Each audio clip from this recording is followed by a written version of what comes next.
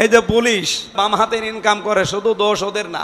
আমরা কোরআনে কারিমকে এবার যদি সত্যি জায়গা মতো নিয়ে যেতে পারি, সর্বপ্রথম হাত দেওয়া হবে এই দেশের প্রশাসনে। ওদের প্রথম কাজ হবে, ওরা মেনে চলবে ওদের আইজির কমান্ড। বাংলাদেশে কোনো নেতা খেতা কোনো নেত্রীর কথা ওদের শোনা লাগবে না। 2 নম্বরে 8 ঘন্টা ডিউটির পরে যেই কয় ঘন্টা ওরা ডিউটি করে জনগণের জন্য, ওভার টাইম হিসাবে মাস শেষে বেতন দেওয়া লাগবে। 3 নম্বরে এই যে আজ নাটোর নলডাঙ্গা থানা থেকে এটা কয় কিলো জানি না আমি, কয় কিলো, 4 কিলো, এই 4-8 কিলো পথ ওরা এখানে এসেছে, এখানে থাকবে সারাদিন। মনে করেন সে দুপুরবেলা এসে এগুলো দেখছে, ওদের খাবার দাবার নাস্তা, এরপরে এই যাওয়া আসার যে বিল, এগুলো কিন্তু ওদের নিজেদের পকেটের টাকা, ওই যা বেতন পায় ওখান থেকে কেটে নেয়, ওখান থেকে খরচ করে। অথচ ওর ওপরে ওর মা বাবা স্ত্রী সন্তান সবগুলো ডিপেন্ডেন্ট। কথা বলেন না কেন?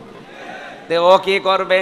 ওই 32,000 টাকা দিয়ে যখন চলে না, তখন ওই মা হাতের ইনকাম, আর তখন ওদের খারাপ বলি। একটা মানুষ খারাপ হয় কেন? ওই রাস্তাটা বন্ধ করে দেন, ও খারাপ হবে না। পুলিশ যদি এখানে কেউ থাকে, আপনি তারা জিজ্ঞাসা করে দেখেন, আজকে যদি সে দুপুরে এখানে এসে থাকে, খাবার খাওয়া, চা নাস্তা খাওয়া, যাওয়া আসার সব বিল ওর পকেটের, কেন? ও কি ওর বাবার কাজ করছে না আমাদের কাজ করছে?